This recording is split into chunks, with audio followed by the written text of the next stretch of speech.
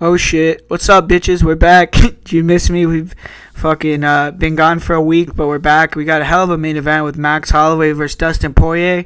So we're just going to get right into it. And the first fight of the night is Randy Costa against Brandon Davis. And I have an interview with Randy Costa up on my channel, so make sure to check that out if you haven't listened to it already. But, Brandon Davis, he's getting one final shot here. He's lost 2 in a row in the UFC. He needs a win here to keep his job. He's making the first ever drop down to 135 pounds, and he's going to be a pretty big 135 if he can make the weight properly.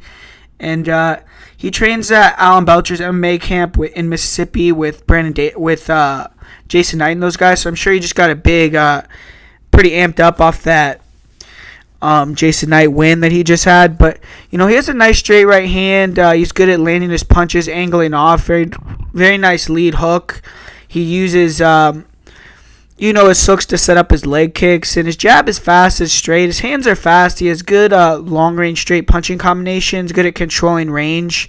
And he can keep his hands low in the pocket after throwing. Sometimes he can get clipped, but he doesn't mind brawling. He invites that. He likes fighting in close range, fighting at a high volume, at a high pace. He's good at throwing long combinations. And he has 3 KO TKOs, but he's never been finished by strikes. He isn't a great grappler, and if you don't give him the fight he wants, he gets very impatient. He stands tall. The double is there. Against the cage, he isn't very good at defending takedowns, and he doesn't fight the hands well. He lets people get their hands connected, put him on his back, and definitely needs to improve his clinch game against the cage. Brandon Davis, though, he has very good cardio. He needs to try to make this a war. He has fast hands, and when opponents brawl with him, he has very good combinations. Most of the opponents that beat him, they've had to use movement, tried to take him down, so he's most likely going to get a striking fight here, the fight that he wants. So he needs to capitalize. He needs to throw his punches in combination, keep the volume high, push Costa back, and break him overall with his combinations. And for Randy Costa, he's making his UFC debut. He's only 4-0. Really hasn't been any good competition. This is a massive step up. Only one of the 4 pro fighters he fought even had a pro win, and his record was 5-9. So he's only been a pro since 2018. He is training at Lausanne's MMA, and he's a striker. He's 4-0 with all 4 first-round KO TKOs. Pretty good movement. He can fight from both stances. He definitely has better movement. He's more athletic overall than Brandon Davis. He's more dangerous with kicks. He has good head kicks, good body kicks, decent leg kicks. He has a good body kick to a left hook combination. He'll throw a left hook, right hook combination. He likes to throw a lot of uppercuts. He'll throw a nasty round and question mark kick to the head. He can throw them from both stances and both legs, and he's very quick with them. He doesn't have great hands, and he looks uncomfortable in boxing range. He throws punches and he'll drop his hands. He has his chin a little high. He was pressured in his last match. He was able to land a big straight right hand counter, but that guy was 0-1. He has finished all 4 of his wins very quickly. He's had to face really no adversity in the cage. He looks to be a good athlete, but I have no idea about his toughness, his durability, his cardio. Costa has shown pretty much zero grappling in the UFC, in MMA, but he does train at Lausanne, so I'm sure he knows a few submissions. He was able to take down an overzealous, over-aggressive opponent in his last fight. He finished him with ground and pound. I have seen him get taken down and stand back up against the cage one time. I've also seen him defend a single leg, but overall, those are the only grappling situations I've seen him in. But I don't imagine this to be a grappling fight at all. Costa's going to want to stay at range, fight behind his kicks. He's going to want to look to land that head kick or a big hook and put Davis down. He's never gone out of the first round. I expect him to be confident, aggressive once again here. Needs to avoid getting pressured and force fight in close range. If Davis can force this fight into boxing range, I could see him exploiting Costa's defense, but I'm going to say Costa gets it done here. It is a huge step up in competition. The last fight he had was against a guy who was 0-1. He's definitely in for a war against the toughest fighter he's ever fought. But I just think that, he's going to be able to use his movement, be in and out, land his kicks. And he looked impressive in the fights that he's had, man. The UFC obviously has to see something in him to give him a fight here at 4-0. So I'm going to say he comes in, he's able to finish off the fight, get a win here. And, get a win, I'll say via probably a decision or a first-round knockout. I don't think he'll get a knockout if it's not in the first round. But obviously this is probably a 50-50 fight, and it's really hard to gauge either guy. There's really not much to go off of here. And up next here we have Polyana Botelho. She's moving up to 125 pounds, and she was a big favorite in her last fight against Cynthia Calvillo, but she dropped the ball. She was submitted in the first round. She was one of the bigger fighters at 115, and I feel like she'll be one of the bigger fighters at 125, so I think it's probably a good move to move up here. She's a power striker. She has 6 knockouts at 7 wins. She's tall. She has a wide stance. She likes to, stay light on her feet, feint in and out, and throw hard leg kicks, hard body kicks. Her front and round kicks to the body are very powerful. She'll pump her jab out there. She'll throw a front leg round kick to the body, jab, right hook combination. She has big power. She has no problem brawling in the pocket. She usually has a power advantage in all of her fights, and definitely think she'll have one here as well. But her stance leaves her very open to leg kicks, and it leaves her open to being taken down. She also can get hit with clean punches. She kind of leans back instead of moving, using footwork, keeping her hands up. And she can be low output as well. Fighters get pressure to the cage. But she does carry her power over the course of a fight. She's a 3rd and 4th round knockout. She's never been finished. She has a good heart. She recovers quickly. I have seen her drop, come back to finish the fight. And she isn't really an offensive grappler, but she's a blue belt.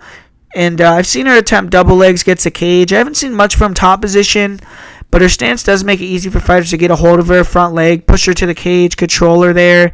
We saw that against Pearl Gonzalez. I mean, she was able to defend the takedowns against Gonzalez. She won the fight being more active in that position with elbows and punches, but couldn't get her back off the cage.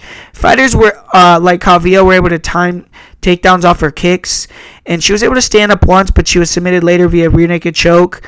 But she's only been submitted that one time. She doesn't have a submission. She does have good cardio. She comes forward for 3 rounds. She's going to want to keep this fight on the feet, strike, and I think she'll try to stay long, attack the body, and I think she's going to be the faster, better striker at range, and she should be able to dominate the fight at distance and, maybe overwhelm Mueller or close the distance after she hurts her and finish the fight. But Mueller's looking to bounce back after losing as a huge favorite as well. She was submitted by Yanan Wu in China. And, Mueller's sloppy with her striking. She kind of plods forward. She's hittable. She holds her hands low. But she'll throw a left hook followed by straight punches, hooks in combination. She'll slip punch, throw a nice overhand right. She'll occasionally throw to the body. Decent front kicks to the body. Front and round kicks to the body. She'll throw Superman punches, spinning back kicks. She only has 1 TKO. She doesn't really have a ton of power. She only has 6 fights as well. And she's good in the clinch. That's probably where she's the best. She has good knees to the body, to the head, strong cage control. She's good at digging underhooks, landing short shots. And that's definitely what she's going to want to do here. She's going to want to try to catch kicks, take her opponent down, control her against the cage, be aggressive with ground and pound. She hurt her last opponent and then immediately went into her guard and was armbarred. I think she kind of thought that she had her more hurt than she was, but she's still green, and mistakes like that in the UFC cost you fights. Her cardio is also questionable. She's gassed in that 3rd round. And, I feel like she's going to want to get in the clinch here, control Botelho against the cage, work with her short shots, and, win through cage control. But I think Botelho is going to be too much here. I think she's going to be cleaner with her strikes. I think eventually she's going to land a big shot that stuns Mueller, finishing her with the flurry. I think that she hits harder. She's bigger. She's more athletic. She probably has the better ground game. And unless Mueller can land a big shot, drop and finish Botelho, or just hold her against the cage, I don't see a lot of path to victory for her. So I'm going to say Botelho via 2nd round KO in this fight. And up next here we have Montel Jackson. He's looking to continue his ascent with the win here over Andre Soukhamthath. And all the hardcore fans probably know Jackson by now and the elite potential he has. He's one of the best athletes with a very unique frame for bantamweight, and he's coming off a very quick Darce choke finish of a tough veteran in Brian Kelleher.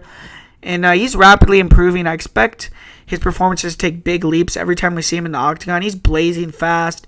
Nasty kicks, knees, straight punches. He's a southpaw.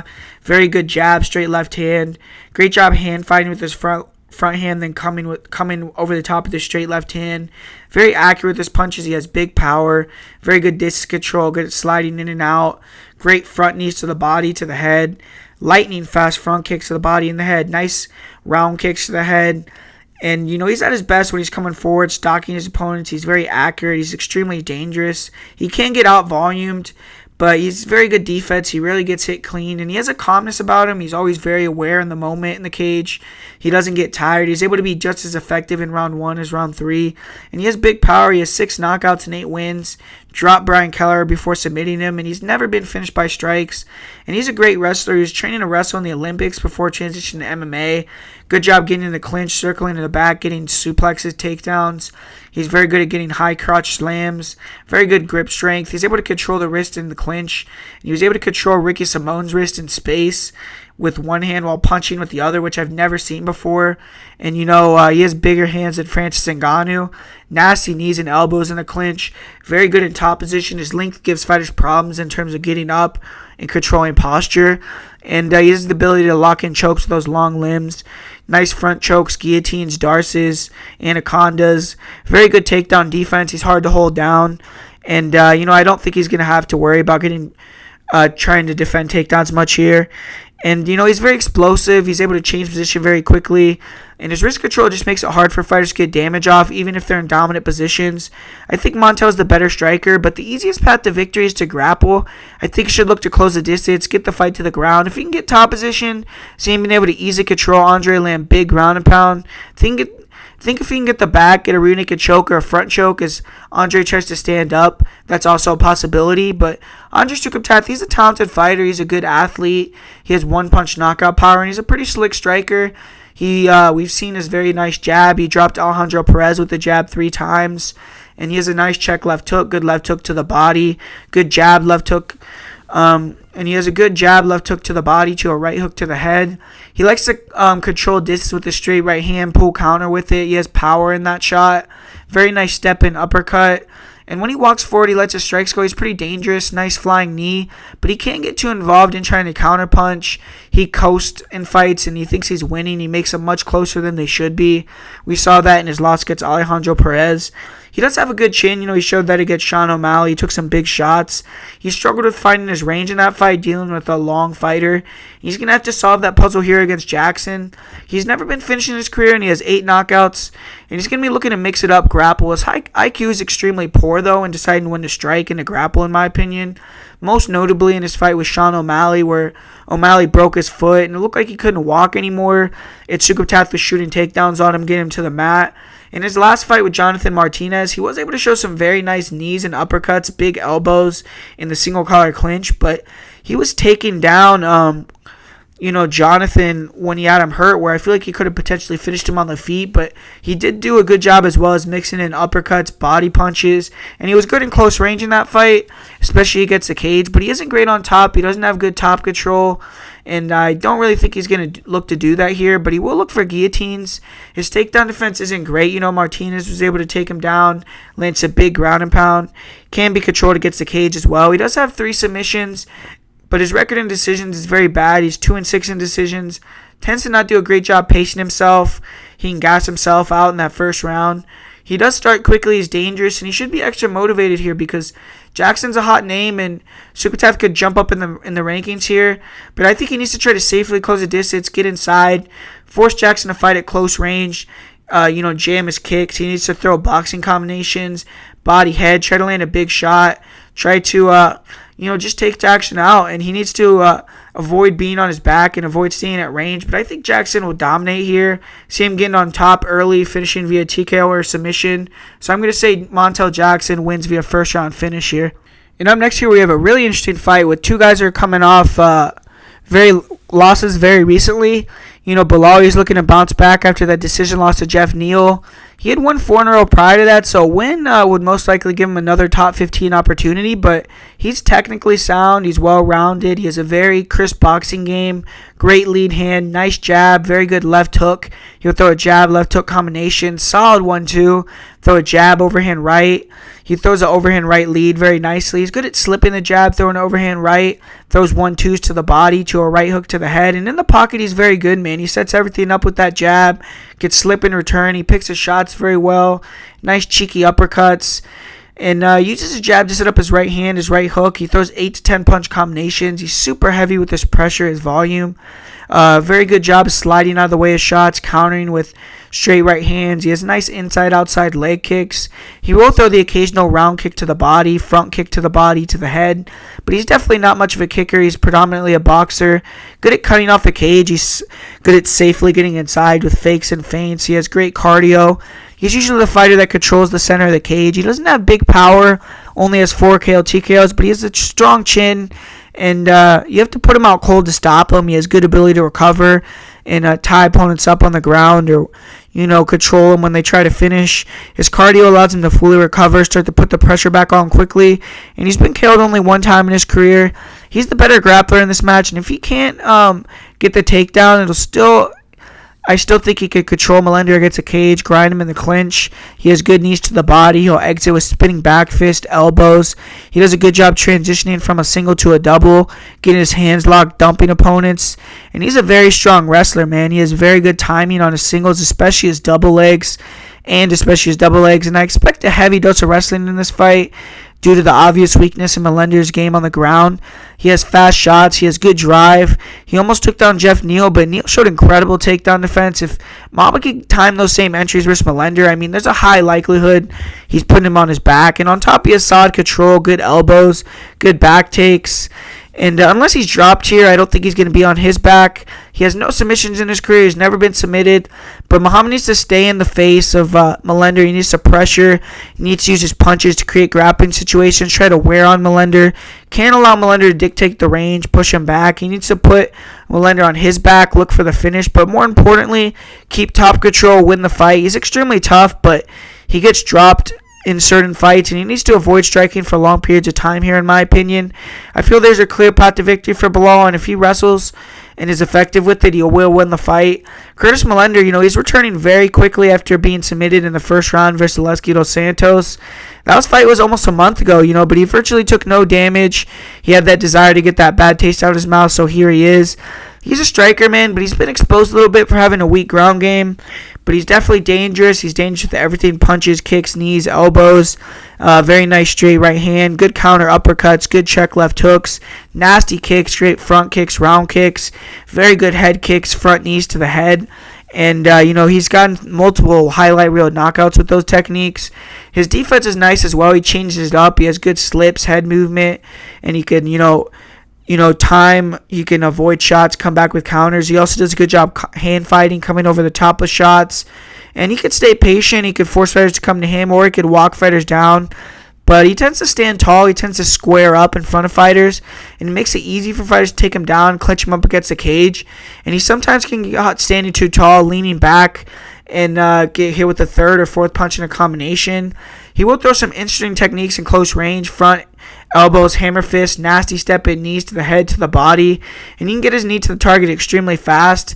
He seems to start slow and then pick it up as the fight continues. He lost the first round in fights to Kevin Holland and Max Griffin. He also had a loss to Zaleski dos Santos in the first round. He seems to have poor fight IQ. He dropped Thiago Alves with the uppercut in round 1 in the UFC, walked away like he won, ended up having to get a finish later, even though he probably could have finished it there. But he does have 6 knockouts. He has a great chin. He's never been finished by strikes. He's good in the clinch. He's dangerous there with knees, elbows, uppercuts. But, I still feel like it improve how he deals with forward pressure. He tends to stand tall, try to counter moving backwards. But if he doesn't land, fighters are clinched up with him against the cage or taking him down. And he just doesn't have much off his back, man. He was submitted extremely quickly by Zaleski. Looked like a fish out of water. If he can get on top, he is dangerous with hammer fists, with elbows. But off his back, he has nothing. He doesn't have get-ups, doesn't have submission attempts. And if Belal can put him on his back, he's definitely going to exploit that. And Millender's going to want to go forward, keep Muhammad at the end of his shots, try to use his uppercuts, knees to counter the takedown attempts. I think Millender's going to have a striking advantage, a speed advantage. And if he can avoid being put on his back, he probably will win the fight. But I think Belal's going to put this dude on his back, man. I think Belal is arguably the best wrestler Millender has fought in his career. And he's been taken down by everyone he's fought in the UFC. I feel Max Griffin could definitely have won the fight, but he kind of deviated from his game plan. And I think Muhammad is a smart fighter. He won't break. He's going to follow the game plan. If Muhammad doesn't get caught and knocked out, I see him winning the fight. I see him getting multiple takedowns. And I'm going to say Muhammad wins via decision. This is the 4th fight in 9 months for Millender. He's coming back just after a month after that submission loss to Zaleski. So I don't think he's been able to put the time in to correct that portion of his game, for us to be confident enough to think he's going to stop the takedowns of a guy like Belal Muhammad. So I'm going with Belal Muhammad via decision here. And up next here, we have a fight that I actually have a bet on here, and it's going to be Boston Salmon. He's making his much anticipated UFC debut. He hasn't fought since 2017, and he had his first 3 UFC fights canceled due to injury from either him or his opponent. He was supposed to fight Taha in November, but it was rescheduled due to Taha tearing his ACL, and I'm not sure how early to this date of their last fight that Taha tore his ACL, but it doesn't seem like a ton of recovery time in my opinion. And Boston Salmon, he's a tough Hawaiian. He's a prospect fighting out of Extreme Couture. He's a technical southpaw striker. He's very clean with his technique. He has big power in his punches, nasty straight left hand, overhand left. He's always looking to control distance with his left hand. He has a sick right hook, right uppercut. His straight left hand, right hook combination is money. And his check right hook is nasty, man. He could drop opponents with that as well. He'll attack the body with straight punches and hooks. He's very composed. And while he's usually always going forward, he's good at keeping himself at his own range, not getting, exposed and overexerting himself. He cuts the cage off well. He's very good countering, staying defensive, very fast with his hand speed. He has good shot selection. He varies it up, body, head. Rarely throws kicks, but he will throw the occasional leg kick.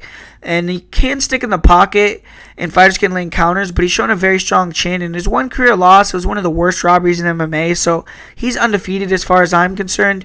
As a striker, he's pretty high level as a boxer, and with power, he's going to be a problem for a lot of UFC guys. Salmon definitely has power with 4 knockouts and 6 wins. He's dropped all 7 of his opponents, and he's never been finished. The way to beat Boston at this point in his career is to close the distance, tie him up, make it a grimy fight. He can be controlled against the cage, and fighters can land elbows, knees on him. He does do a decent job circling off, reversing, turning his opponent, but he's lost rounds through that in the past. That's also the easiest place to hit him without fear of return, and if he were to get hurt standing, I see it happening there or off the break. He has good takedown defense, and he's always just looking to sprawl and brawl, keep it on the feet. Now that he's training in Extreme Couture, that's a solid grappling gym, so I'm sure he's working hard on that aspect of his game. He's young, he's evolving, and it's going to be interesting to see his progression after this long layoff. I haven't seen much on top or off of his back from him, but he does have tremendous cardio, and he's going to want to keep this fight on the feet, use his boxing. He can fight very good moving forward and backwards, picks his shots, rips to the body, and just dominates the fight with his countering ability. His ability to counter can freeze opponents, and that's exactly what he's going to try to do here. He's going to want to throw his check right hook and try to catch Taha as he closes the distance. He does have to be careful in the pocket because Taha's dangerous and he can land clean. He might be able to put Boston Salmon out or hurt him, but I think overall on the feet, Salmon is a step above. But Khalid Taha, he's going to be looking to get his first UFC win. He had a loss in his debut. He's going to be welcome Boston Salmon to the octagon. He's going to be trying to spoil the prospect's plans. Taha's moved to his camp to TriStar for this fight, so I expect him to be ready with a good game plan. And he's a solid striker. He has heavy leg kicks, nice 1-2s. He throws a powerful straight right hand lead. Throws a lot of overhand rights. He'll throw a left hook to the body to a straight left hand right hook combination. He likes to throw front kicks to the body. He's fast, but he is a bit obvious. He loads up, and I feel Salmon's faster, more technical. He's going to be able to counter him on the feet. Taha holds his hands low, and I see Salmon exploiting that. Taha is dangerous, and inside he'll swing wild hooks, uppercuts. He hits hard. He has to be respected on the feet. He has 7 knockouts. He's never been finished himself. But he's not a grappler. I see this being a stand-up fight. Haven't seen him shoot any takedowns from range. I have seen Taha get a body lock and have some control from half guard. He attacked with some body punches with some short knees. But, couldn't posture up. He didn't do much damage. And he does more damage from standing up in his opponent's guards after dropping him. He saw it at pressure passing. You'll go to side control. He'll look for the back. But overall, he's not a wrestler. He lost his last fight by being taken down. He's explosive. He has decent get-ups, but his technique on his back isn't great. Once he gasses, he doesn't really have the greatest ability to stand up. And he uses submissions if he's in a guard to create scrambles. But he did get caught in a guillotine trying to stand up in a recent fight in Ryzen. I don't expect Taha to wrestle here. And if anything, I think Salmon may shoot. Taha does have 3 submissions, and he has been submitted once. And he's more of a brawler. He's going to want to make it that type of fight. He can't match technicality of Salmon, but if he can goad Salmon into a war, he's dangerous. He can knock opponents out. He's going to want to get inside, make it a pocket fight, where he has a chance to land a big shot, knock Salmon out. This fight's kind of set up for Salmon to win, in my opinion. It's a great matchup. He's going to get a fighter who's pretty straightforward, that I see Salmon getting reads on very quickly, then starting to pick him apart. And Taha accepts being hit to try to give his own. And Salmon hits hard. As long as Salmon stays technical, I see him being able to put Taha out because of that. Taha won't level change. I don't think he's going to try to hold him against the cage. And Salmon's going to get a chance to show off his skills. So I expect Salmon to come in here and do just that. So I'm picking Boston Salmon via second round TKO. And I have a bet on him, and I'm fairly confident in this play here. And up next here we have Zelim Imadaev, and he's making his UFC debut, and he's fighting against a multi-fight UFC veteran, but he comes in the favorite here, so he's getting some respect. He's a Russian. He trains out of Extreme Couture, and it's his first fight out of Europe, but due to, training in the U.S., I don't see that as being a big factor. And this guy's a wild striker, man. He has 8 KO TKOs and 8 wins. He's very dynamic. Uses a lot of flying attacks, spinning attacks, throws a lot of kicks. He hasn't fought in over a year, and that fight was only 13 seconds long, so hasn't had a lot of cage time recently. And he's also fought very low-level competition. He kind of just rolled over him. He's very aggressive. He likes to try to intimidate his opponents.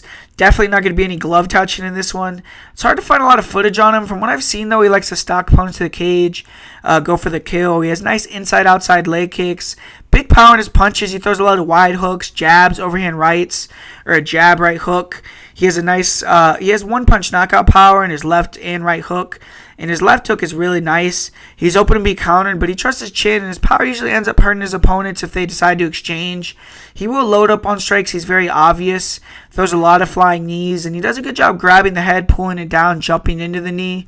I have seen him taken down off of that, but he's good at getting up, reversing a top position. He does do a good job feinting to create openings for spinning back fist for elbows.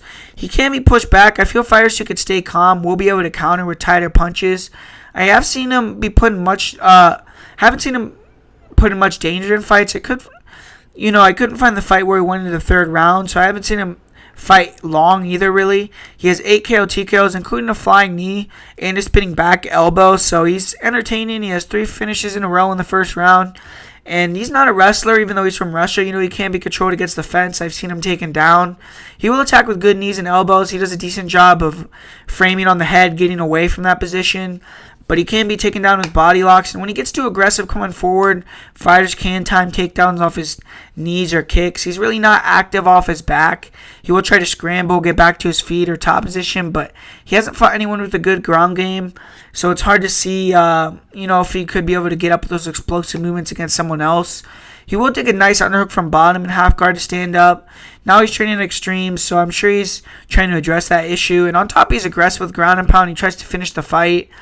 And, he's still very young. He's only fought one way, and it's very aggressive. He's going wild for the kill from the opening bell, and that's what he's going to look to do here. I see him trying to cut off the cage, get Max Griffin going backwards, and go for a KO with a big punch, a flying knee, a spinning attack. But this is as tough as a test by a mile. 5 of his 8 opponents have 0 career MMA victories. Only 2 of his 8 have a winning record, and 1 was only 3-1-1. So he's coming off the biggest win to date of his career against a 16-8-1 fighter. So this is going to be a test to see if Imadaev is the real deal or he needs a bit of polishing. But Max Griffin, he's looking to bounce back from a very questionable decision loss. He lost to Thiago Alves in Brazil, and I think if that was anywhere else, he would have got the nod there. I thought he clearly won the fight. But now with back-to-back losses, there has to have some urgency here. He's fighting for his job potentially. And he said that he has had a bad experience with Zelim, that Zelim's an asshole, tries to knock opponents out during sparring, and has no respect for the guys. He's coming here with a bit of a chip on his shoulder. And Max Griffin, he's a solid striker. He reminds me kind of Michael Johnson. He has very good lateral footwork, fast hand speed. He'll throw body jabs, jabs to the head, very fast 1-2s, always controlling distance with the straight right hand. The straight right hand is super fast. He has big power on it. He dropped Mike Perry with the straight right hand left hook combination. He likes to meet opponents in the middle with straight punching combinations to stop their forward movement. And he also closes the distance with straight punches and hooks. If he can get fighters against the cage, he'll unload with longer combinations. He's good at darting in with a straight shot, getting out of range. He has good hand speed, good inside-outside leg kicks. He'll throw the occasional head kick. Very nice step-in knees, and he's very durable, man. He has a granite chin. Took some huge shots against Mike Perry, but especially against Curtis Millender and Zaleski dos Santos. But if fighters can't cut him off, they could sometimes land wide hooks, overhands as he tries to exit. He does have big power himself. He's dropped 3 of 4 of the opponents that dropped him, and he has 7 KO TKOs. He's only been TKO'd 1 time, and he's been able to get out of some positions on the ground at times, but that is his weakness overall. The one time he was TKO'd, he couldn't get out of position against Colby Covington on the ground. He did gas out a bit in his last match against Alves, and, Alves was able to dominate the second round. But I think the disdain for his opponent, the bad taste in his mouth from that, I don't see him allowing that to happen again. And he's improving as a grappler. I could see him trying to get some takedowns, some control time in this match. He likes to throw overhand right directly into a body lock or double leg. He will shoot singles, drive opponents to the cage, chain wrestle. And he was able to get into half guard, land some short elbows, land some nice shots against Thiago Alves, got some body lock takedowns, had some good top control in that third round. But I don't really expect him to be able to hold Zelim down. And I think that, if he comes in here trying to wrestle heavily, he could potentially gas out. Griffin's going to try to use a game plan, in my opinion, like he did against Mike Perry. Lateral footwork, superior foot and hand speed, cut Zelim off with combinations. I don't see him trying to brawl. I don't see him trying to take Zelim down much. I mean, maybe he'll do it at the end of rounds. But I think his right hand, his 1-2, could hurt Zelim. And I definitely think he needs to sit down early, put power in his shots to gain Imadaev's respect. And if Griffin comes in here well-conditioned, sharp, he has a good chance to get the win here. He's a technically superior boxer. He has the faster hand and foot speed. He needs to avoid those lulls in action. He seems to allow opponents back into fights when he's winning. He allows opponents to land big shots. But he showed a fantastic chin. And, this is a big step up competition for Imadaev, so I'm going to go with Max Griffin here. I agree with the line that it's kind of a 50-50 fight, but I think that Max Griffin's going to have a game plan to win a decision here. And I think that long-term, Griffin's going to win the fight on points, so Zelim has to knock him out. And Zelim has beaten no one, so I'm going to pick Max until Zelim proves it to me. So I'm going to pick Max Griffin via decision here. And up next here, we're Alejandro Pantoja, and his performances have gone up a notch since joining American Top Team. He dominated Brandon Moreno, and then he quickly took out Oka Sasaki. And at 28 years old, he looks to be peaking right now in the best form of his career. A win here would finally jump him into that top 5 conversation, bring his name into title contention. And Pantoja is an aggressive striker. He's a black belt in jiu-jitsu as well, well-rounded. He has a good jab, nice 1-2, nasty leg kicks. He'll throw a 1-2 leg kick combination. He has nice wide right hook, overhand right. He likes to pull counter with his straight and overhand right. And he has nice hooks to the body. He'll throw a right hook to the body to a left hook to the head combination. He throws nice front kicks to the body, occasional round front kicks to the head, and he's shown the tendency to get a little emotional in fights, get a bit wild. When he gets hit, he aggressively comes forward, tries to get it back immediately. No problem sitting in the pocket exchanging. He has a very good chin, good power for a flyweight. He can't be flat-footed. He definitely needs to sit down on his shots with his style, and due to that, he struggles a bit with fighters with solid movement. But since we're in ATT, in my opinion, his striking has improved a lot. His hand speed is much faster. You see that difference from Dustin Ortiz to Brandon Moreno. It's night and day. Along with the shot selection, against Brandon Moreno, he was throwing out a stabbing jab. He was straighter with his right hand. He was countering Moreno brilliantly with that right hand. He landed a ton of leg kicks. He needs to have that technical approach here. He can't get wild and allow haste takedown opportunities. And he has 6 KO TKOs. He's never been finished. He has superb BJJ himself. He's very strong in the clinch. When he backs fighters against the cage, he'll grab the Muay Thai plum, land hard knees. He'll get the single collar position against the cage, big elbows, knees there. He'll attack the body lock. He'll get body lock takedowns in the clinch. He'll shoot some reactive takedowns, but overall he likes to keep it on the feet usually. He's very good at taking the back. He has 6 rear naked chokes, and his takedown defense is solid. He has a strong sprawl. He's good at creating scrambles right away. Against Dustin Ortiz, he lost the fight more due to Ortiz being able to turn in after Pantoja took his back than being able to take him down. But Pantoja, he can't let Wilson Hayes get in on a body lock. I feel he could possibly be out-muscled or bullied a bit in the clinch by Hayes. And if he allows himself to get in that position, I kind of see himself being taken down. But I don't see either fighter getting a submission. When Pantoja gets taken down, he does have solid get-up sweeps. He'll attack with subs. And in the last match, he was able to attack with a nice triangle armbar from his guard, used a leg lock to take Sasaki's back, and quickly got a rear naked choke. And Pantoja's going to want to use that lateral movement, pick Hayes off, try to get it as he tries to get inside. He needs to keep his jab in Hayes' face, open up with longer combinations as Hayes gets desperate. And he should attack the lead leg of Hayes, slow down the shot, the forward pressure, but make sure to set the kicks up. And Pantoja has very good cardio. He needs to be sharp. He needs to be ready to strike technically for 3 rounds. And if he's taken down, bounce right back up. Don't engage much in the grappling, and just try to piece up Wilson on the feet. For Wilson Hayes, he bounced back from a 3-fight losing streak to defeat Ben Nguyen, and he needs a win here badly to prove he's still an elite flyweight. With a loss here, to be honest, I think he'll probably be cut. It'll be his 4th loss in 5 matches. He's a credentialed black belt, and that's really his whole game plan, to close the distance with the striking and get the fight to the ground. He tries to, throw body kicks, inside leg kicks. He's powerful. He will throw wild winging left hooks. And, fighters with lateral movement are able to move around, avoid his power shots, pick him off. And, he's a tough guy. He's able to continue to walk down, take shots, but he isn't a KO striker. He doesn't have power, and his whole game is just to close the distance. He has 0 KO, TKOs. He has been finished 3 times by strikes, but only once at 125. And Wilson Hayes is a fantastic wrestler. He's a powerhouse. He has a nasty double leg, and when he gets in on the clinch, he will take fighters for a ride. He's strong in the clinch. He does a good job controlling fighters against the cage, going for single legs. He has nice body locks, and he's a fantastic wrestler overall. He's great at scrambles, good at getting the back in the scramble, and he's very heavy on top. He has that methodical pressure jiu-jitsu game, very good passing ability. He does a good job quickly getting in dominant positions, strong mount. He lands nice ground and pound until fighters get their backs, and then he gets the rear naked choke. He has 5 rear naked chokes. He's very good at getting the arm triangle as well.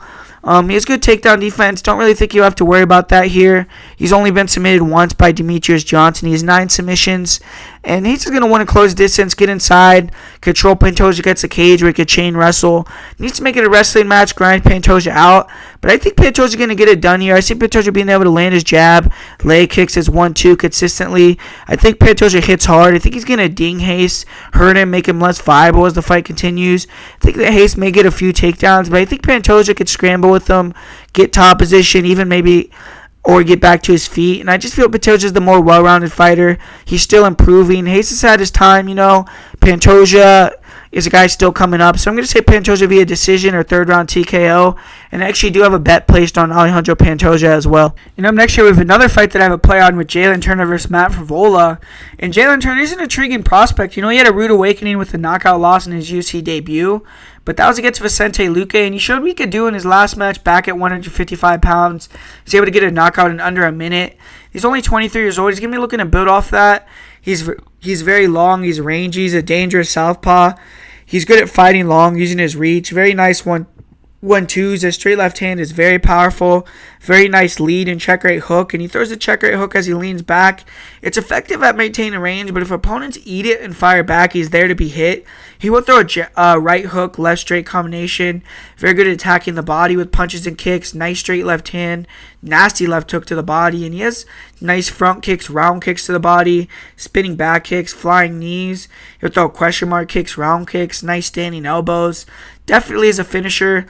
Finished with a left hook, body kick, right hook, KO combination in his last fight. He really doesn't move his head a lot. He does a lot of leaning back instead of using footwork. And due to that, he's had chin problems. He's been KO TKO'd 4 times. But he's very fast. He's athletic. And he's overwhelmed a lot of opponents. He has 7 first-round knockouts. He looks to be improving as a grappler, but it's hard to tell because he hasn't shown many grappling situations. He has good sprawls on takedown attempts. He'll attack with front chokes. He does have 1 career triangle choke. He does a good job creating scrambled scenarios right away when the fight hits the ground, scrambling back to his feet. And he's never been submitted, but definitely needs to avoid being put on his back here until he improves his get-ups. I have seen him get taken down and controlled on the back. Turner needs to keep the fight long here. He needs to use his range, movement, speed, keep Frevola on the outside. I see him having a major speed advantage, being able to land his straight punches if Frevola tries to close the distance. And I think Turner's going to need to attack the body. I think he's going to be able to land front kicks to the body, counter knees, and hurt Frevola as he tries to get inside. Turner needs to deny the likely takedown attempts. If he can keep this fight on the feet, he'll most likely win the fight. Frevola has big power. He does have to be careful not to get hit with a big hook or an overhand in the pocket. But overall, I think on the feet, he's pretty safe here. And Fevoli's still searching for that first UFC win. He had a draw fight of the night against Lando Venata. And Venata was a good matchup for him. He's a blood and guts fighter who goes in a brawl as well. And that's what Frevola likes to do. Usually he's guys a perpetual forward motion. He likes to feint his way inside, explode in with overhands with hooks, combination, left and right hooks. He has big power in his hooks. In his last fight, though, he's using more jabs, lateral movement, trying to walk Venata into shots. Don't think that's a smart game plan against Turner. Think he should go back to that closing the distance game plan. He uses a lot of Superman punches to get inside, front round kicks to the body, inside leg kicks, good head kicks. He throws nice spinning kicks to the body, to the head. nasty standing elbows, good flying knees. He has good cardio. He breaks fighters with forward pressure. And, he's able to get in people's faces, close the distance, land shots, create grappling situations, and just overall make it ugly for people. He does have one career knockout. He doesn't have big power. And he has been knocked out one time. Took a ton of damage against Viana, so he's taking a beating in his first 2 UFC fights. He doesn't move his head, and when he gets hurt, sometimes he bites down, tries to get it back right away, puts himself in danger of being finished. And, when he brawls in the pocket, he tends to have his chin right in the air. Pavola is a pretty dogged wrestler. He's not necessarily the greatest wrestler, but shoots a lot of doubles and singles, and I expect him to do a lot more feinting, punching, ducking under with wrestling shots in this fight. He usually will only attempt takedowns when he's hurt, doubles and singles, or when he has a major advantage, and I think this is one of those times where he thinks he's going to have a major advantage, and or that's just his path to victory. But, he looks to transition to the back, get the mount, look for the submission. He was able to get a nice arm triangle choke against Jose Flores, and I don't imagine that you'll have to defend takedowns here. And, he was able to get a guillotine choke against Viana when he went for a guillotine, almost finished it. But, I don't think he's going to have to defend takedowns here in this fight. And if he can keep a grinding pace for 3 rounds, he has 3 submissions. He's never been submitted. That's his way to win. He trains with Matt Serra. If he get on top, I do believe he's going to have an advantage. And for willing to close the distance, stay in his face, try to put him out with punches, get inside, get him on the ground, or grind him out, And when he takes him down, he should look for more control than submission. And, I think Jalen Turner should definitely get it done, though, man. He has a very big speed advantage. I think Favola's going to struggle to land his punches. I see Turner being able to catch him clean as he closes the distance with his straight left, his 1-2. I think he's going to hurt Viana to the body. I think he's going to land knees, body kicks. And I actually see him hurting Favola to the body, and that's how he's going to finish the fight. I think he's going to finish him with a body shot and then ground and pound, or a body shot and then crumbling him kind of against the cage. I say late first round TKO for Jalen Turner, and I do think if he has to go for all 3 rounds and Favola toughs it out, I think he's going to be able to do it, and I don't think he's going to tire out like previous Favola opponents unless Favola could start taking him down. So I'm pretty confident Jalen Turner gets it done here, and I have a play on Jalen Turner as well at, I think, minus 125. And up next, you have a rematch of a fight that 2 guys that desperately need a win here. OSP, he's looking to bounce back from that definitive decision loss to Dominic Reyes, in which I thought it was a knockout loss, and he has to avoid losing 3 out of 4 fights. A loss here at 36 years old, that would most likely indicate St. Preux maybe no longer being a top 10 fighter. And he was able to easily defeat Krylov in the first fights. That should definitely give him confidence. And he's a long-rangey southpaw. He has hands-down style. He attacks from odd angles, even squares up, which is usually a big no-no, but he has big knockout power from both sides. He likes to throw that kick to the body from southpaw, switch it up to the head. And he's more of a counter striker. He throws nice, long, straight, reaching straights, hooks, solid jab. And he's very fast with his hand speed. He can be very sloppy when he's forced to go first. He can throw shots that get him overextended. He struggles with fighters to use movement and kicks, and he usually doesn't throw many combinations. He goes for one-shot kills. He does have a decent snap kick. His kicks have big power, and he has a good chin. He takes shots to give shots. He has been finished twice via strikes, and he was hurt, very badly at the bell in that round 3 against Dom Reyes. He does have 11 knockouts, including 4 in the UFC, and he's a very good grappler. That's where I see him winning this fight. In the first match against Krylov, he quickly took him down. He submitted him with the Von Flue choke, and he's a solid wrestler. He has good double legs, decent body locks. He's strong in the clinch, good knees to the body, short punches. And he's super hard to hold down, super hard to take down. Great job getting his back to the fence. He's hard to, control as well. Once he gets his back to the fence, he can disengage. He defended 7 of 8 of Corey Anderson's takedowns. And if he get taken down here, if he does get taken down, he has a good get-up game. He's hard to hold down. He has some tricky jiu-jitsu. He has a calf slicer, 3 Von Flue chokes. And I feel if he's able to take down Krylov, he's just going to be the more physical fighter. And I imagine that'll be his game plan. On the feet, I actually feel Krylov's movement, his good distance control, his kicks, his straight punches are going to give OSP some issues. So he should just take him down. If he can get on top, he has already shown he could submit Krylov. And Krylov was recently submitted in round 1 versus Jan Blachowicz. So Krylov is a black belt. His main issue over his career has been his takedown and submission defense. And Nikita Krylov, he needs a good performance here. He fell flat in his UFC return. His return was highly anticipated. And, he left. He was already a contender. He came back. I think he was a slight favorite against Jan Blachowicz, and he was submitted in the second round. and he needs to prove that he's still here. He's a threat. He's a top 10 fighter. He's finished all 19 of his wins. He's never been in a decision. He's a very good striker. He starts fast. There's no feeling out process. Nice front kicks, round kicks to the body, front kicks to the body. Then you'll go high with the left high kick. Very interesting kicks. He throws a lot of kicks. Fast hands. He has a nice jab, straight hand. Good job setting up the jab. Straight hand combo with the leg kick. Very nice right hook. And when he starts to find his range, gets his opponents moving backwards, he'll start to up the volume, move in and out, get very creative, throw good spinning kicks to the body, spinning back fist, throw head kicks mid-combination. And, he has multiple head kicks, knockouts. When he lands, he usually likes to blitz his opponents, get their backs to the cage, flurry, and go for the finish. And he can't close the distance a little wildly with his chin in the air. He can sometimes throw kicks without setting them up. And he seems to not react the best to getting hit. I think he doesn't have the greatest chin. He's good in the clinch. He's very aggressive. He'll get double underhooks. He pushes opponents to the cage. He has nice knees to the body, to the head. He's finished people with knees to the head. And he has good takedown defense. He has the ability to scramble, get back up. And does a good job going for takedowns himself. He has a good rear naked choke. He does have a solid guillotine. He has a tight squeeze. He can tap people very quickly if he can get in his guard with that. But he sacrifices position for the guillotine, and it's how he allows fighters to get in top position on him a lot. And it's how he lost his match to Jan Blachowicz. And when he was taken out by OSP, held onto the neck, was Von Flue choke. So he makes some bad decisions in the octagon. I think it holds him back from his true potential.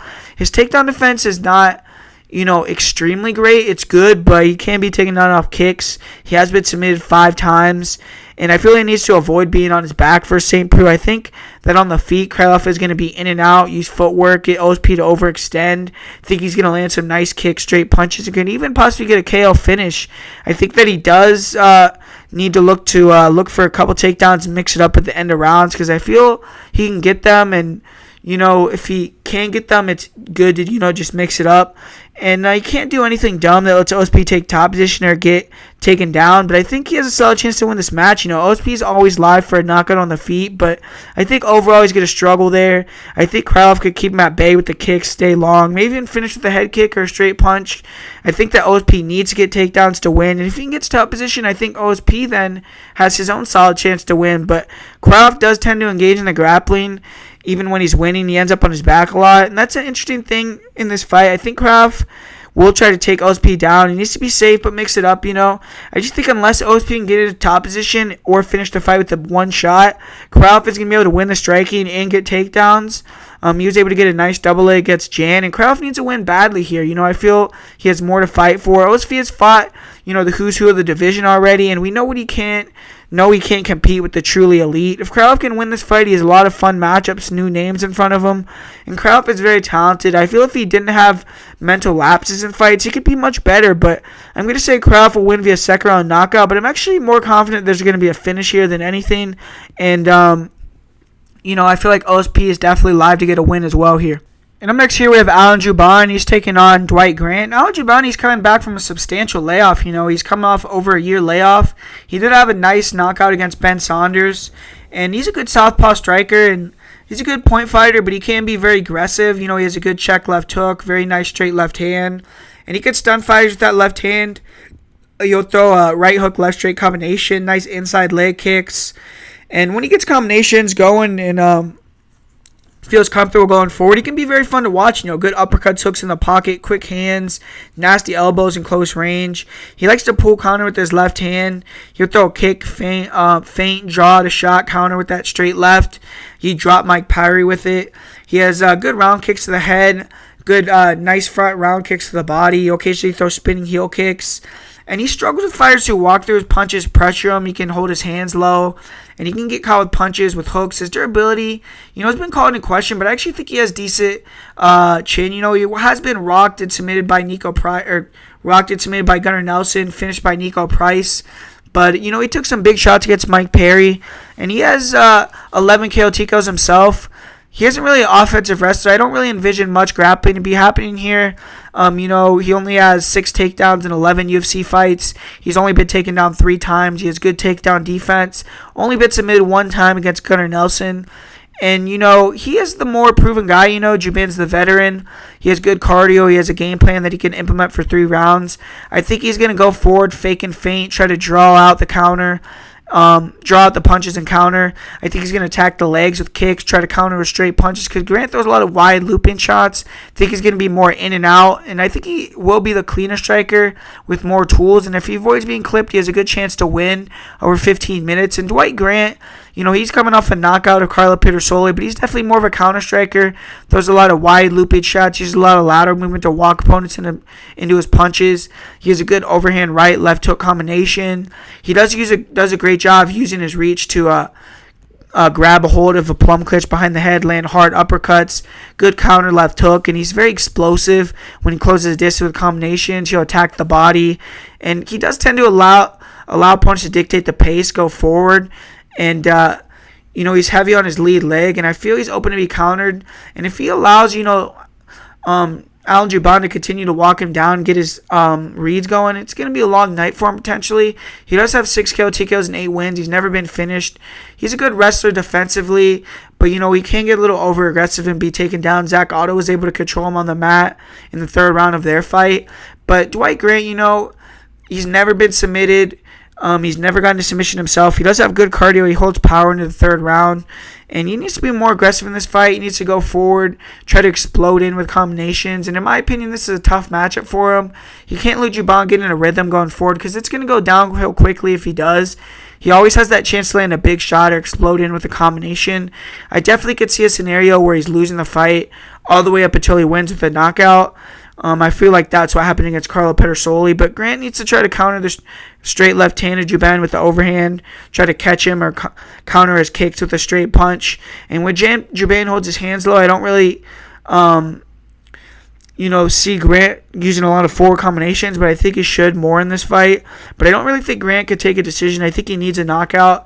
And Jouban should win this fight, man. He could even get a finish. I think he's going to be the better striker. He's going to land and exit without getting hit. See him landing the straight right hand, the left hook. I think he's going to be able to attack the body with kicks as well as the front leg.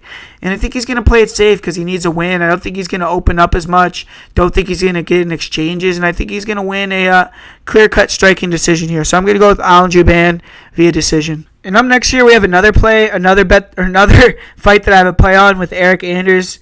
And he's fighting Khalil Rountree. He's moving up to 205. And he's lost 2 in a row in the UFC at a hot start, so he definitely needs a win here. He's training at Factory X, so I expect some improvements. And he's a pressure fighter. He does a good job edging himself inside, cutting the cage off. He's always looking to land that straight left hand. It's 1-2. He has a good lead uppercut left hook combination. And you'll land a straight left right hand combination. When he's walking fighters down, trying to land that check hook straight left, he's pretty good. He can wear on fighters with his forward pressure. Decent head kick. He knocked Tim Williams out with it. His problem is he can be very low output, just follow opponents without throwing, which has led to close decision losses to Elias Theodoro and Lyoto Machida. And this is a totally different matchup, though. Rountree, at least when he's fresh, he's going to bring the fight. This is going to force Anders to throw the volume, hopefully. And both fighters have power, but I would definitely say Rountree has more one-punch power. Early on, Anders has to be careful. Try to clinch up with Rountree, take some power away. And Anders has a great chin. He's taking bombs and appears unfazed. The only time he was finished in his career was due to exhaustion when he wasn't able to continue against Thiago Santos. And he has 7 knockouts himself. And Anders is the much better grappler here. It has to be part of his game plan to get a takedown or 2. And he does a good job of stalking opponents to the cage, closing the distance, getting a single collar, double underhooks.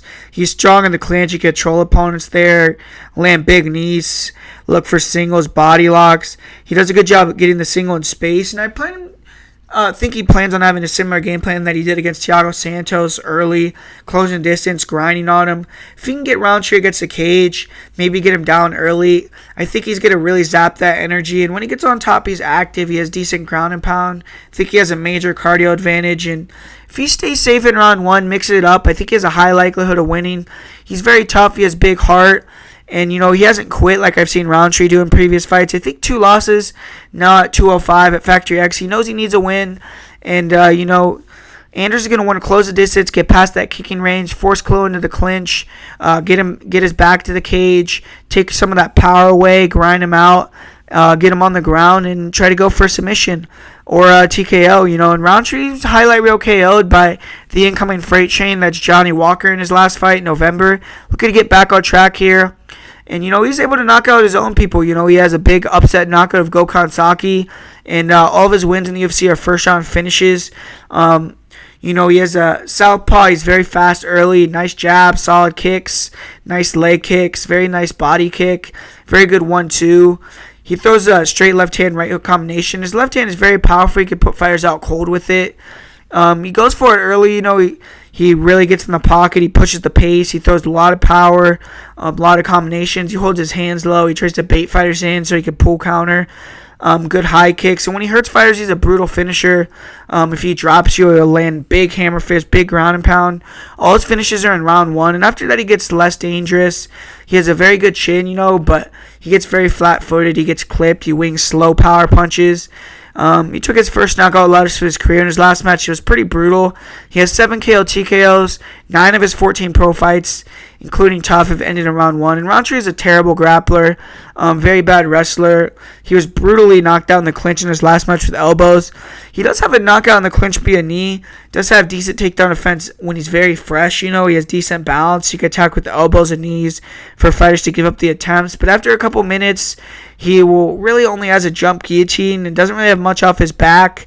His gas tank really diminishes. Fighters are able to zap him with control against a cage off his back. He's really a first-rounder bust KO fighter. And he can be a head case. It's hard to gauge which Khalil you're going to get in the octagon.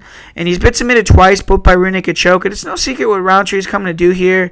He's going to be the powerful, fast, explosive guy early. He's going to want to look to get the fight finished in the first round by knockout. And he may have some new tools in the clinch. Anders just needs to be wary of that. He did go to Thailand to improve his clinch. And if Rountree can land that left-hand flush, or anything flush for that matter, he has a chance to win the fight. But that's mostly in the first round. I think Anders' line, holds a lot of value, man. The only way I see Rountree winning is by first round KO. I think as long as Anders fights smart, he's able to clinch up, with the dangerous Rountree early, wear him out a little bit. I think he's going to win, man. I think the forward pressure after round 1 is going to really wear on Rountree. I think he's going to be able to get a takedown and get a rear naked choke in round 2 or 3. So I'm pretty confident Eryk Anders gets it done here, and I do have a bet placed on Eryk Anders. So the play is Eryk Anders via second or third round submission.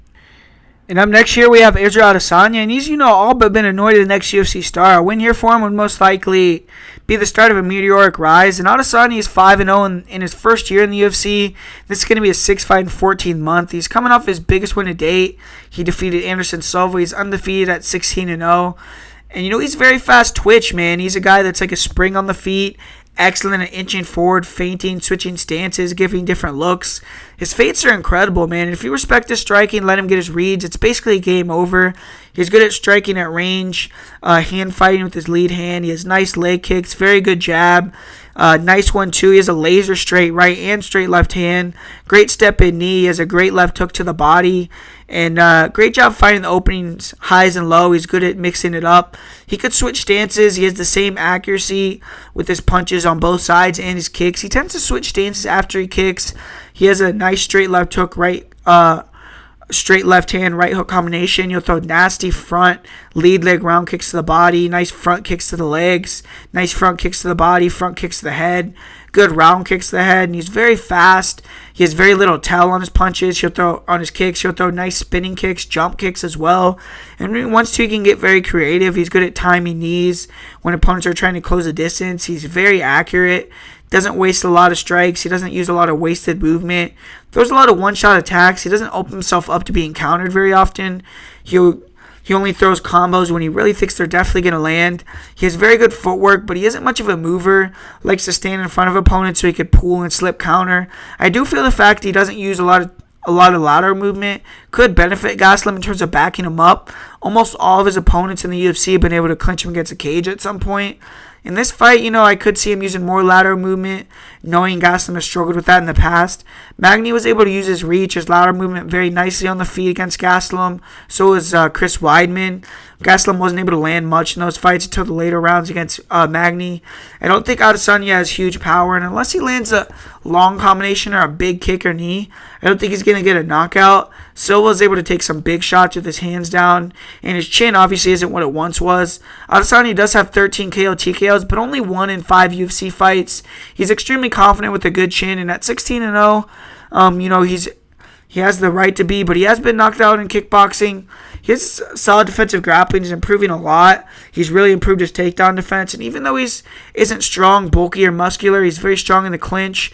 He does a good job getting the tie clinch, standing short elbows, knees, great hips, very strong hips. Good job getting his back to the cage, getting wide so his opponents can't get their hands clasped. Very strong in the upper body. He's able to reverse turn fighters against the cage, disengage.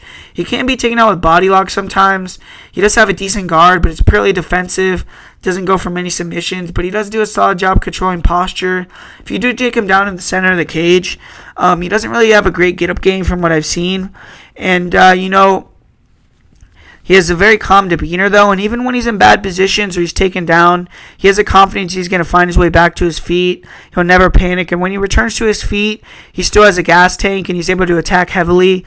He's never been submitted, and I actually have liked how his top game is from small sample size. I've seen, he has good control. He has a good job floating, staying on top. And, he has good ground and pound. And he's going to try to keep this fight on the feet, obviously. Style on Gastelum. I think Adesanya needs to use his length, move more.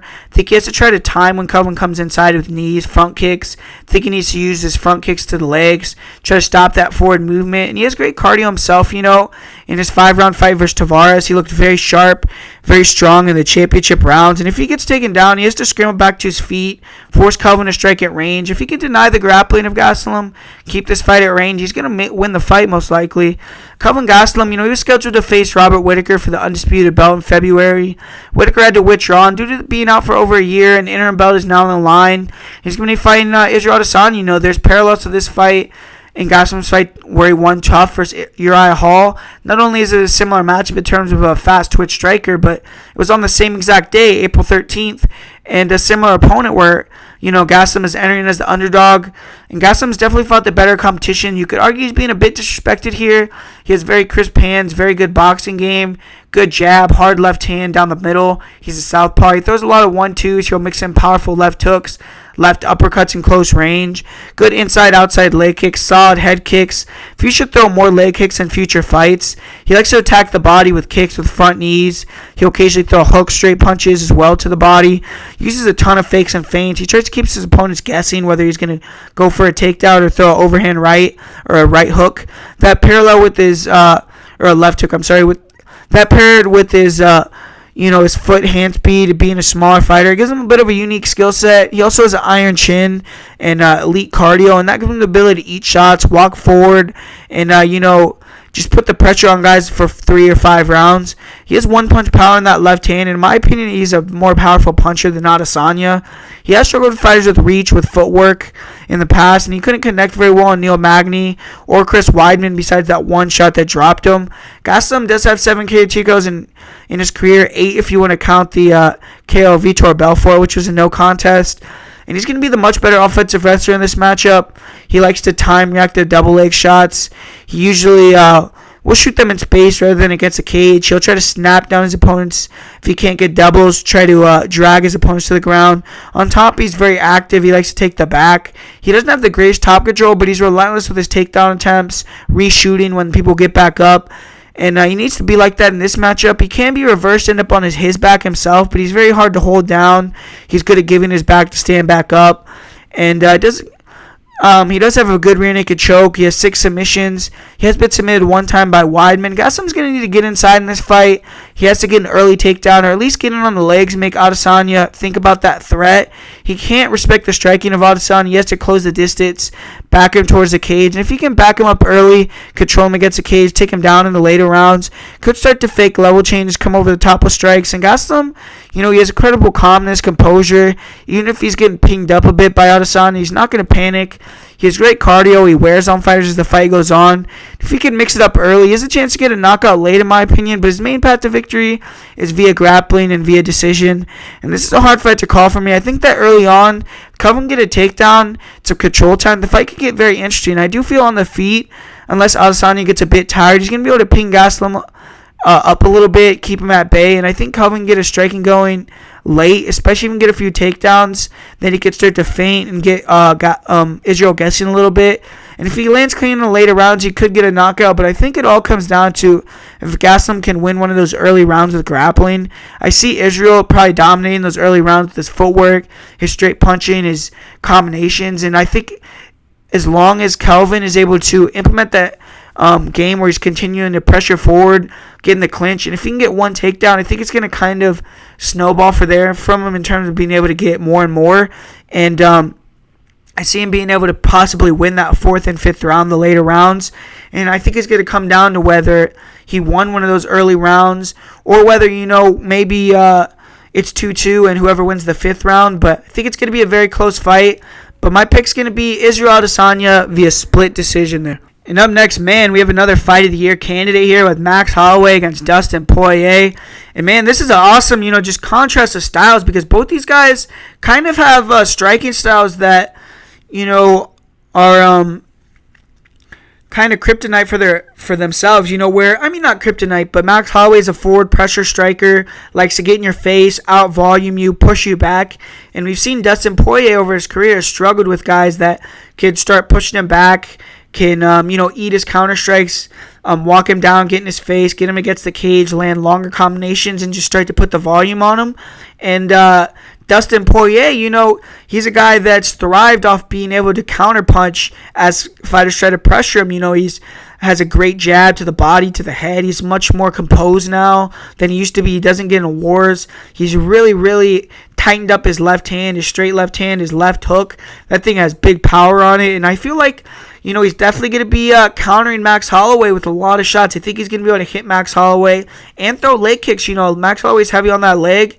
Dustin Poirier is a leg kicker. I feel like he's going to be landing a lot more shots than we've seen people land on Max Holloway. And I think Max Holloway, though, is going to be able to eat the shots of Poirier most likely and get him to back up and start to overwhelm him with that volume. And I think it's going to come down to whether Poirier is going to be able to get him to the ground again, and what's going to happen if he can't get him to the ground. Is Max going to be able to get back up? Is Max going to be able to deny the takedown attempts? And I think that's going to be the whole tale of the fight. I do feel like Dustin will have some success on the feet countering, but I think overall on the feet, it's Max Holloway's world, man. And, I do feel like Dustin Poirier knows that, and he's going to know that he has to come in here and wrestle. We haven't seen any of Max Holloway's opponents in his run. I feel like the best wrestler he's faced is the Division III wrestler and Rick Lamas, and I feel like Dustin Poirier is just a notch above in terms of his grappling over Rick Lamas. He's a bigger guy as well. And, he obviously was able to dominate Max Holloway on the ground in the first match, but Max Holloway was only 20 years old back then. Obviously, a lot of things have changed from now. He's the featherweight champion now. And, Max Holloway, if he can defend the takedowns, I feel like he's probably going to be able to overwhelm and finish Dustin Poirier in those later rounds with this pressure. But, if Poirier is able to land some takedowns and then, Max has to start thinking about that as well, then that's going to open up his counter-striking game even more. And if he can start to land shots, get takedowns off those strikes, then I think it's going to stop a little bit of that forward motion of Max Holloway. It's going to make it a very interesting fight, because Dustin Poirier, he's not a guy that has bad cardio either. And he's one of these guys, man, where he has a chip on his shoulder right now, man. I mean, he was willing to get cut from the company if he didn't get a title shot here. He looks in phenomenal shape. This is a chance of a lifetime for him. We've seen him grow up in the UFC. Had, I think over 20 fights in Zuffa and WME. And this is an opportunity of a lifetime for Dustin Poirier to come in here and get a interim title, then fight Khabib Nurmagomedov. And I think the line is just off, man. I feel like this should be a much closer line. I don't know why Max Holloway is getting that kind of respect. I know that he's pound for pound great. He's a great champion, but I'm going to go with Dustin Poirier here, man. I think Dustin Poirier is going to spoil the party for a lot of people, man. I think he's going to be able to land some counter strikes as, Max closes that distance. I think he's going to be able to implement some grappling, get some takedowns. And I'm going to say that Dustin Poirier wins a decision in this fight. And, Dustin's one of my favorite fighters. So maybe people could think that maybe I'm a little biased here. But I really do feel like, he does have a chance to win here. And I feel like the line's off. And so I'm going to go with Dustin Poirier in this fight. And for the party of the week here, I'm going to say to go with Montel Jackson and Eryk Anders. And for my most confident pick of the week, I'm going to give it to Montel Jackson. And some other guys that I like as bets, I have a bet placed on Boston Salmon. I think that, Alejandro Pantoja is a good bet as well. Eryk Anders. And, I also have a bet on Jalen Turner. Polyana Botelho, I feel like, is a safe play. So I do like some plays here. And, hope you guys enjoyed the fights and enjoyed this episode of the show. So make sure to comment, like, subscribe. Put down in the comments who you think is going to win and why. Hopefully we can get some more interaction on this video. And, make sure to spread the news, man. If you have a friend that likes MMA, show them my videos if they're into these breakdowns. And let's try to build the channel up. And make sure if you haven't seen that interview with Randy Costa to check it out. Thanks again to him for the time. And hopefully everyone has a lot of fun watching these fights and cashes their bets.